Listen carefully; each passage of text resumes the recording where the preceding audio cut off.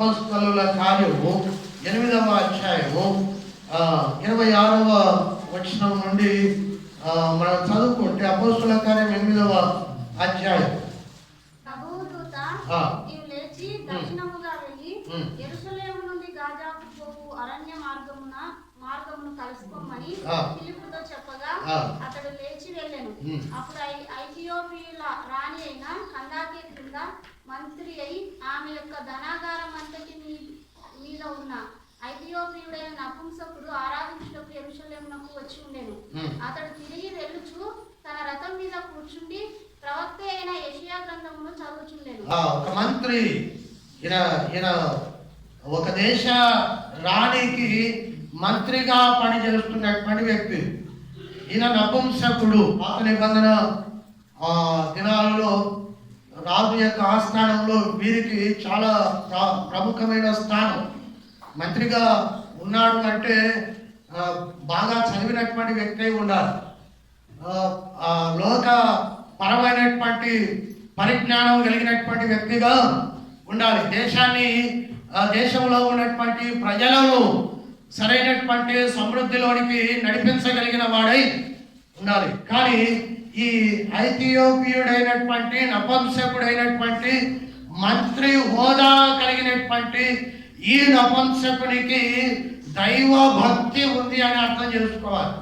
ఈ నపుంసకుడు ఎక్కడి నుండి ఎక్కడికి వెళ్ళే ప్రయత్నం చేస్తూ ఉన్నాడు అంటే, తన యొక్క దేశమును విడిచి యెరూషలేములోనికి వచ్చి, ఈ ఇథియోపియా అనేటువంటి తన దేశాన్ని విడిచి యెరూషలేములోనికి వచ్చి, అంటే యెహోవా దేవుడు కలిగి ఉన్నటువంటి దేశంలోనికి వచ్చి, ఈ యెరూషలేములో ఉన్నటువంటి దేవుని మందిరానికి వచ్చి దేవునిని ఆరాధించి తన ఊరికి పోతున్నాడు.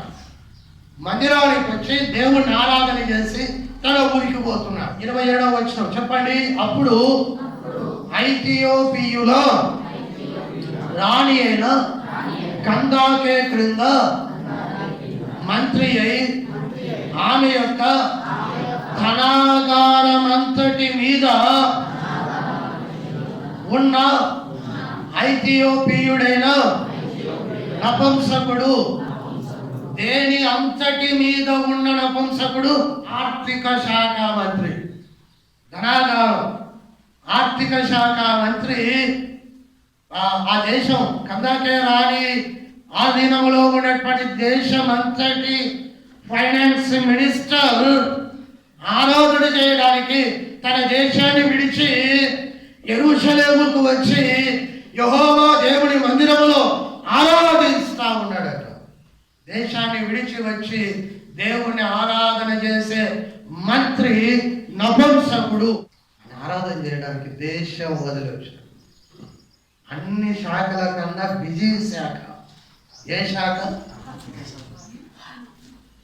మనం కూడా ఈ శాఖను పెంచుకోవడానికి దేవుణ్ణి కూడా పక్కన పెడతాం. దేవాదాయ శాఖను పక్కన పెట్టి ఈ శాఖ కొరకు ఎగెత్తుకొని ఎక్కడికి వెళ్తాం? దేవాదాయ శాఖ ఇది ఆర్థిక శాఖ కొరకు పరిగెత్తున్నారు వారు కూడా. ఎందుకంటే ఈ శాఖ లేకపోతే ఈ శాఖలో 500 పడ్డా మంచిదే. కానీ ఈ శాఖ మంత్రి ఆ శాఖ విలువైనదని ఎరిగి కూడా తన శాఖను పక్కన పెట్టి దేవాదాయ శాఖ ఆరాధన చేసేటువంటి నిజదేవుడైన యెహోవా ఉన్నటువంటి స్థలానికి పనులన్నీ పక్కన పెట్టి వచ్చి ఆరాధించుటకు యెరూషలేమునకు వచ్చి ఉన్నాడు. అతడు తిరిగి వెళ్ళుచు. కాబట్టి యెరూషలేములో ఉన్నటువంటి రాజుకు నమస్కారం చేయడానికి రాదు. రోమా ప్రభుత్వం అప్పుడు యెరూషలేమును పరిపాలన చేస్తాం. రాజును కలవడానికి రాలా. రాజులందరినీ సృజించిన రారాజు అయినటువంటి ఆ దేవుణ్ణి కలవడానికి వచ్చారు. ఆ దేవుణ్ణి ఆరాధన చేయడానికి వచ్చారు.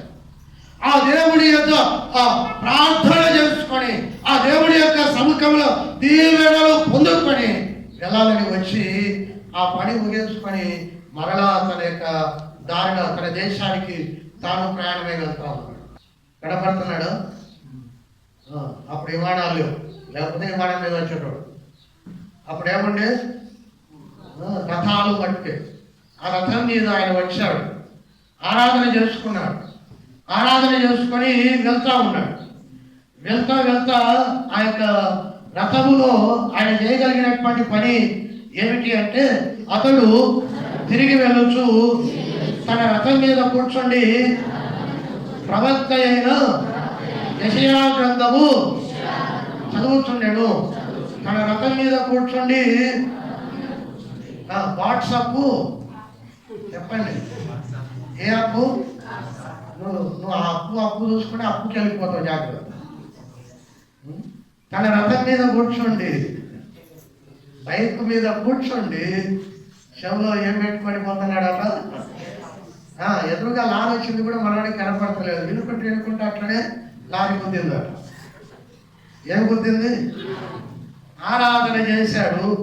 మళ్ళా తన ఊరికి పోతూ ఈ రథంలో కూర్చొని ఏం చేస్తా ఉన్నాడు ఆయన? ఏ గ్రంథం? ఏ గ్రంథం? ఎక్కడ ఉంటుంది అది? ఎక్కడ ఉంటుంది? ఆయన నవలను చదువుతున్నాడా? మ్యాగజైన్లు చదువుతున్నాడా? ఎంత భక్తి! మంచోడా చెడ్డోడా?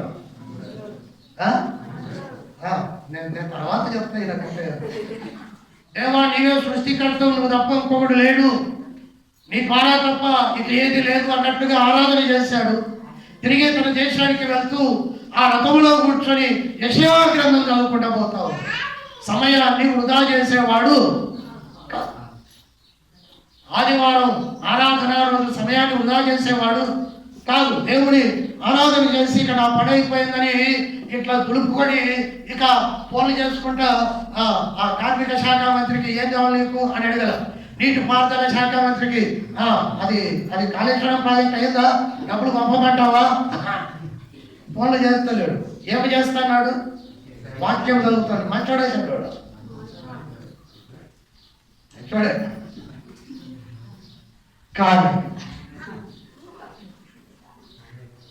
ఏమైంది అంటే అప్పుడు ఆత్మ ఫిలిప్పుతో నీవు ఆ రథం దగ్గరికి పోయి దానిని కలుసుకొనుమని చెప్పాను.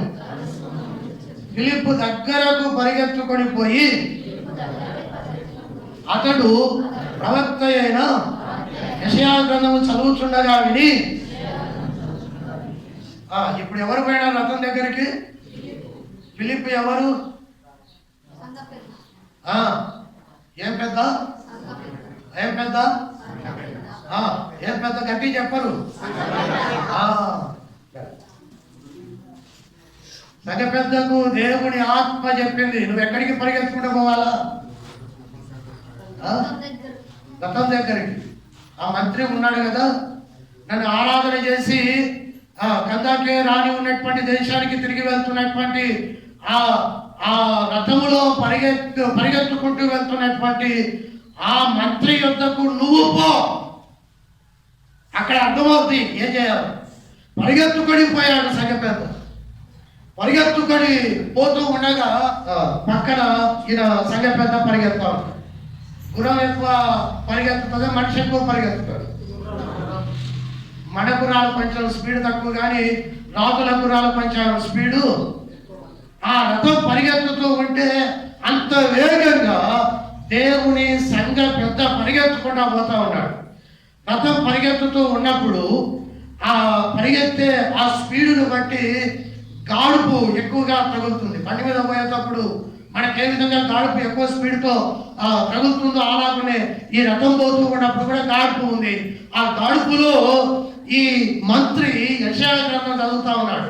ఆయన చదివేటువంటి ఆ వాక్యం ఆ రథం పక్కన పరిగెత్తుతున్నటువంటి సంఘ పెద్ద వినగలుగుతూ ఉన్నాడు. ఏ పెద్ద? సంఘ పెద్ద. అంటే ఈ రథములో ఉన్నటువంటి మంత్రి వాక్యాన్ని మనసులో చదువుతా ఉన్నాడు, గట్టిగా చదువుతున్నాడు. ఎంత గట్టిగా చదువుతూ ఉన్నాడంటే గాలిని దాటి పక్కనున్న వ్యక్తి వినగలిగేంత గట్టిగా. మంచోడా చెప్పాడు. ఆరాధన చేస్తాడు. దానిలో సమయాన్ని చక్కగా వాడుకుంటూ ఉన్నాడు. వేస్ట్ చేయాల, వృధా చేయాల. వాక్యం చదువుతా ఉన్నాడు. ఈ వాక్యాన్ని ఎట్లా చదువుతున్నాడంటే గట్టిగా చదువుతున్నాడు. ఎంత గట్టిగా అంటే రథం పరిగెత్తుతూ ఉన్న ఆ పరిగెత్తేటువంటి ఆ పరుగుకు వచ్చే గాలికి కొట్టుకొడిపోయేంత నెమ్మదిగా తిరగలేదు, కానీ ఆ రథముతో పరిగెత్తే మరొక సంఘ పెద్దకు వినపడేంత గట్టిగా ఆ సంఘ పెద్దకు ఈయన చదివే వాక్యం వినపడితే ఆయన అంటా ఉన్నాడు, ఆ సంఘ పెద్ద అంటా ఉన్నాడు. ఏమంటున్నాడు అంటే 30వ వచనం నాతో చెప్పండి. నీవు చదువునది గ్రహించుతున్నావా అని అడిగాడు. అతడు ఎవడైనాను నాకు త్రోవ చూపకుంటే ఎలాగూ గ్రహింపగలనని చెప్పి రథమెక్కి తనతో కూర్చుండుమని ఫిలిప్పును వేడుకొనెను. కాబట్టి ఆ వాక్యం చదువుతూ వెళ్తూ ఉంటే ఆ వాక్యం విన్నాడు.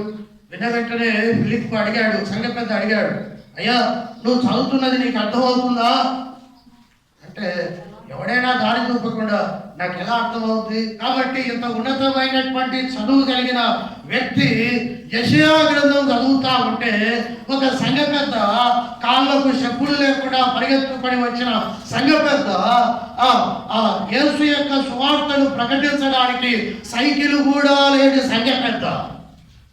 ఏమి లేని సంఘ పెద్ద ఆ సంఘ పెద్దతో అడిగాడు. ఆ సంఘ పెద్ద అడిగాడు, అయ్యా నువ్వు మంత్రివే కావచ్చు, కానీ ఒక చిన్న మాట ఏమనుకో, కోప్పడ, నువ్వు చదివేది నీకు అర్థమవుతుందా అంటే, ఆయన ఎంత మంచివాడు అంటే ఒప్పుకునేంత మంచివాడు. నాకు అర్థం కాదు. మనం చాలా విషయాలు ఒప్పుకోం, అంతా తెలుసు అన్నట్టు బిల్డప్. మనకేమీ తెలియదు, అంతా తెలుసు అన్నట్లు బిల్డప్. కొంతమంది అనుకుంటారు, నిన్ను చూసి ఏమనుకుంటారంటే నాకన్నా ఎక్కువ ఈయనకు తెలుసు అనుకుంటా. ఒప్పుకోరు. ఒప్పుకుంటే నా మోసి ఇంత మంత్రిని ఆఫ్టర్ యెషయా గ్రంథం నాకు తెలియదు అంటే, అబ్బా చెప్పులు లేనివాడు కూడా నన్ను కింది మీదికి చూస్తే ఎట్లా అని మంత్రి అనుకోవచ్చు. కానీ అట్లా చేయాలి. నాకు తెలియదు అన్నాడు. నాకు దారి చూపకపోతే నాకు ఎలా అర్థమవుతుంది? నువ్వు వచ్చి రథములోకి ఎక్కి వచ్చి కూర్చొని నాకు దారి చూపు అన్నాడు. ఇప్పుడు నాకు నా మాట జాగ్రత్తగా విన్నాడు. ఈయన ఎంత మంచివాడు, ఆరాధన చేశాడు. ఎంత మంచివాడు, సమయం వృధా చేయకుండా వాక్యం చదువుతాడు. ఎంత మంచివాడు, గట్టిగా చదువుతాడు. ఎందుకు గట్టిగా చదివాడు అంటే రథం నడిపేవాడు వినాలి. ఈయన ఆశ కూడా రథం నడిపేవాడు ఈ వాక్యం వినాలి. వాడు బొమ్మలకు మొక్కేవాడు కాబట్టి బొమ్మలకు మొక్కకూడదు. నా రథం నడిపేవాడు ఈ వాక్యం విని మారు మనసు పొందాలనే ఆలోచన కాబట్టి గట్టిగా చదువుతా ఉన్నాడు. అంటే మంత్రి చుట్టూ సైన్యం ఉంది, ఆ సైన్యం అంతా వినాలి, అంత గట్టిగా చదువుతా ఉన్నాడు. ఇంకా మంచివాడు. ఇంకా ఎంత మంచివాడు అంటే ఈ సంఘ పెద్ద వచ్చి నువ్వు చదివేది నీకు అర్థమవుతుందా అని అడిగినప్పుడు ఈయనకు అర్థం కాలేదని ఒప్పుకున్నాడు. కాబట్టి సైనికులు ఏమనుకుంటారో అన్న ఆలోచన ఈ మంత్రి మనసులో లేదు. అరే వీడు మంత్రే కానీ చదివే బుక్ కూడా అర్థం కాదంటారా అని సైనికుడు అనుకుంటే ఈ మంత్రి విలువ ఏం కాదు. నా మాటలు అర్థమవుతున్నాయి మీకు? అరే మంత్రి శాఖ ఊరికే ఇచ్చింది మహారాణి, ఈయన తీసేవాళ్ళు మంత్రిత్వ శాఖలో నుండి అని ఈ భటులందరూ అనుకుంటే ఏం కాదు. వాళ్ళు ఏమనుకున్నా సరే ఈ వ్యక్తి తన స్థితిని ఒప్పుకున్నాడు. నాకు అర్థం కాదా. చాలా సందర్భాలలో ఆరాధన చేస్తాం, వాక్యం చదువుతాం, పాటలు పాడుతాం, యేసే నిజమైన దేవుడు అని చెప్తాం, కానీ వాక్యం మటుకు మనకు అర్థము. అందుకే చాలామంది దేవుళ్ళు ఉన్నత స్థితిలో లేరు. ఏ స్థితిలో లేరు? నాకు అర్థం కాల, నాకు చెప్పు అని అడిగేటోడు భూమి మీద చాలా తక్కువ మంది. ఈయన మంత్రి కానీ అర్థం కాలేదని ఒప్పుకొని ఏం చేశాడు అంటే పక్కన కూర్చొని నాకు వివరణ అందించాలని వేడుకున్నాడు.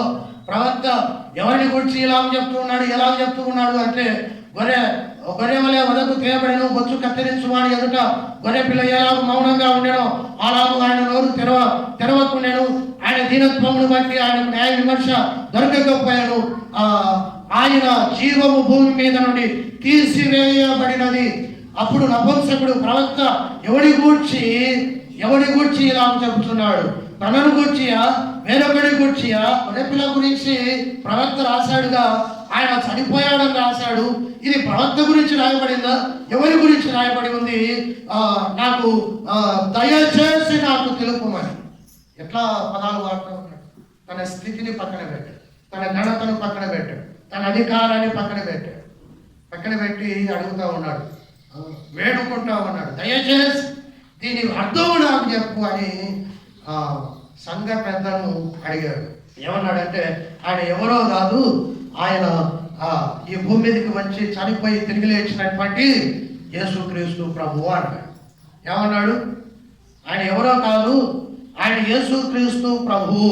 35వ వచనంలో చెప్పండి, నాతో చెప్పండి. అందుకు ఫిలిప్పు నోరు తెరిచి ఆ లేఖనము అనుసరించి అతనికి యేసును గూర్చిన సువార్త ప్రకటించను. ఏమి ప్రకటించను?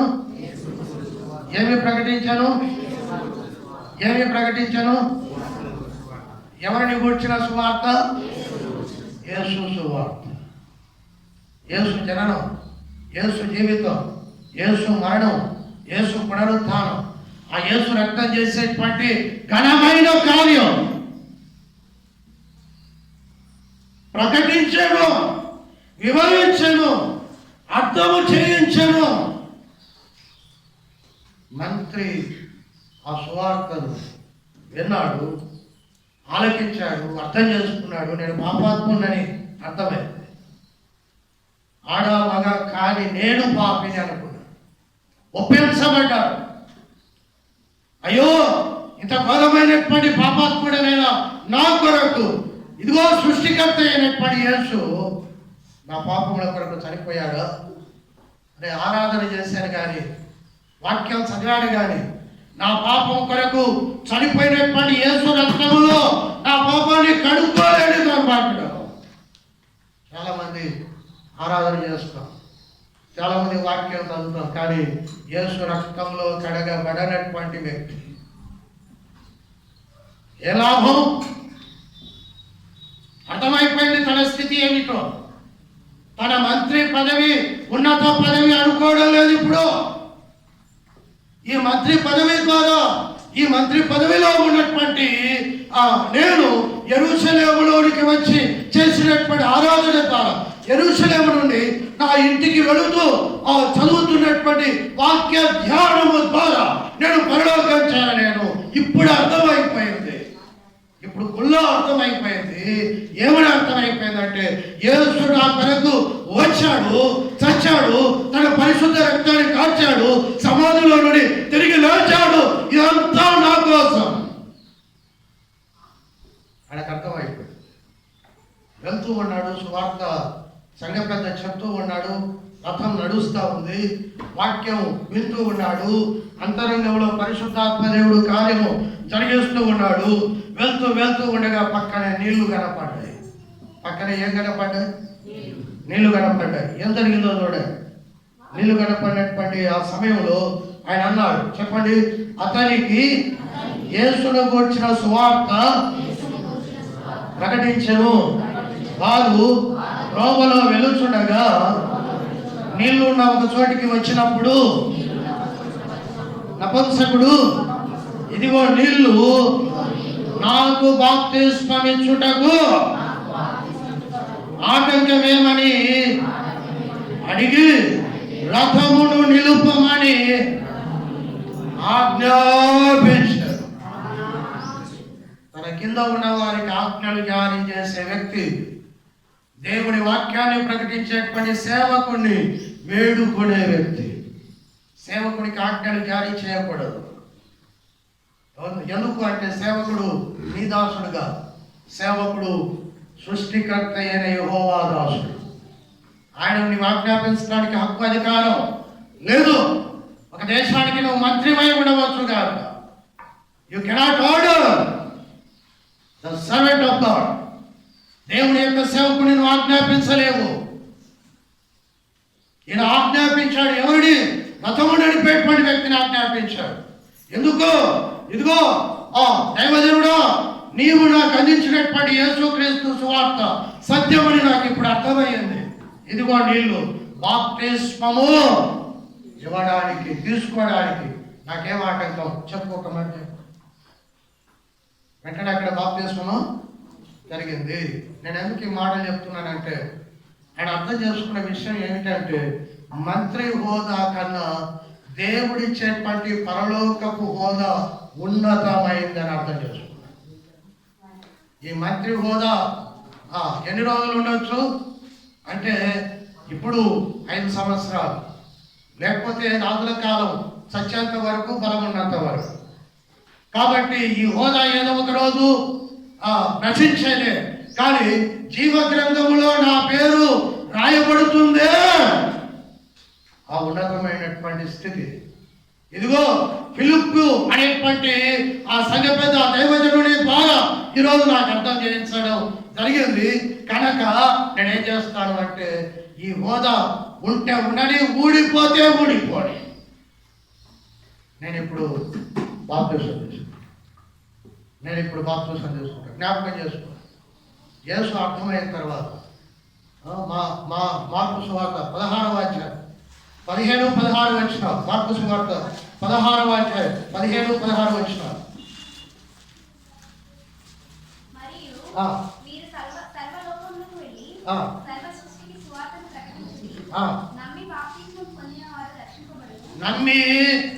నమ్మి బాప్తిసం పొందినవాడు రక్షింపబడును. నమ్మి బాప్తిసం పొందితే రక్షణ. లేకపోతే నువ్వేదో చర్చికి వచ్చావని, ఆరాధన చేసావని, ఏదో వీలైన సమయంలో వాక్యం చదివావని కాదు. నీకు బాప్తిసం నమ్మి తర్వాత బాప్తిసం పొందినవాడు ఏమి పొందును? రక్షింపబడును. నమ్మి బాప్తిసం పొందినటువంటి వారి పేరు పరలోకపు జీవ గ్రంథములో ఏం చేయబడతాయి? వారు మాత్రమే ఆ పరలోకపు పట్టణములో ప్రవేశిస్తారు. ఇంకెవడు ప్రవేశించడానికి? ఆ జీవ గ్రంథంలో పేరు రాయబడని వాడు అగ్నిగంధకములో రాయబడతాడు. ఆరని అగ్నిలో వాడు వేయబడతాడు. ఈ విషయాన్ని సువార్తలో ఫిలిప్పు మంత్రికి చెప్పినప్పుడు మంత్రి కన్విన్స్ అయ్యాడు. వెంటనే రథాన్ని ఆపమని ఆజ్ఞాపించాడు. ఇదిగో నీళ్లు, నాకు బాప్తిస్మం ఇవ్వడానికి ఆటంకమేనా? బాప్తిస్మం పొందడానికి ఈ నపుంసకుడు ఏమి చేశాడు అంటే, మొదటిది గుర్తుపెట్టుకోండి, సమయాన్ని సద్వినియోగం చేసుకున్నాడు. మొదటి సూత్రం ఏమిటి? పరలోకపు జీవ గ్రంథములో ఆ ఉన్నతమైనటువంటి పుస్తకములో, ఆ ఉన్నతమైనటువంటి స్థితి కలిగిన పుస్తకంలో నీ పేరు రాయబడాలి అంటే సమయాన్ని సద్వినియోగం చేసుకోవాలి. ఈ మంత్రి తన సమయాన్ని సద్వినియోగం చేసుకున్నాడు. ఆరాధన చేసిన వాడే, వాక్యాన్ని చదివిన వాడే, అర్థం కాలేదు అన్నటువంటి విషయాన్ని అంగీకరించడానికి ఎటువంటి వెనకంజ వేయని వాడే. కానీ సువార్త సంపూర్ణంగా వివరించబడినప్పుడు ఆ పరలోకపు జీవ గ్రంథములో ఆ ఉన్నతమైనటువంటి స్థితి కలిగిన ఆ దివ్య పుస్తకంలో తన పేరు నమోదు చేయించుకోవడానికి సమయాన్ని వృధా చేయాలి. ఫిలిప్పు నాతో పాటు రథంలో కూర్చున్నా కదా, మా ఊరికి పోదాం, మా రాణికి నేను పరిచయం చేస్తా, నా ఇంట్లో వాళ్ళకు నేను పరిచయం చేస్తా, వాళ్ళకు కూడా స్వార్థ చెప్పు, అందరం కలిసి తీసుకుంటాం. అందరం ఏం చేస్తాం? వాళ్ళ కథ తరువాత. నేను మంత్రిని, ఆరాధన చేయడానికి ఊరికే రాలా, నా చుట్టూ 100 మంది సైనికులు ఉన్నారంటే నా ప్రాణం ఎంత విలువైందో నాకు తెలుసు, నా రాణికి, నా ప్రాణానికి అపాయం ఉందని రాణి ఇంతమంది సైన్యాన్ని నాతో పంపించింది, ఇంతమంది గన్మెన్లు. ఏ శత్రువు ఎప్పుడు వచ్చి నన్ను చంపుతాడో అన్న భయంతో బ్రతుకుతూ ఉన్నా. ఏ రోజు ఏమి జరుగుతుందో నాకు తెలియదు. కాబట్టి ఇప్పుడు నేను క్షేమంగా నా దేశానికి వెళ్తానో లేదో కూడా నాకు తెలియదు. ఒకవేళ పుట్టుక్కడ చచ్చిపోతే మధ్యలో నేను ఆగమై అగ్నిగుండంలో కాలిపోతుంది కదా. ఇంత చక్కటి సువార్త విన్న తర్వాత సమయాన్ని ఎలా వృధా చేసుకోవడం? అందుకే నీళ్ళలో చోట రథాన్ని ఆపాడు. ఎక్కిన సేవకుడా దిగు, నాకు బాప్తిస్మం ఇయ్యాలి. జ్ఞాని సమయాన్ని సద్వినియోగం చేసుకుంటాడు. తెలివి లేనోడు 1,00,000 కారణాలు చెప్తాడు ఎందుకు బాప్తిస్మం చేసుకోకూడదు. తెలివి ఉన్నవాడికి ఒక్క కారణం కూడా కనపడదు బాప్తిస్మానికి వెనకంజ వేయడానికి. ఎఫెసీయులకు రాసినటువంటి పత్రిక 5వ అధ్యాయము 15-16 వచనం. దినములు ఏంటివి? గుర్తు పెట్టుకోండి. దినములు చెడ్డవి కనుక ఏం పోనీయక, సమయం పోతే మళ్ళా దినములు చెడ్డవి కనుక మీరు సమయం పోనీయక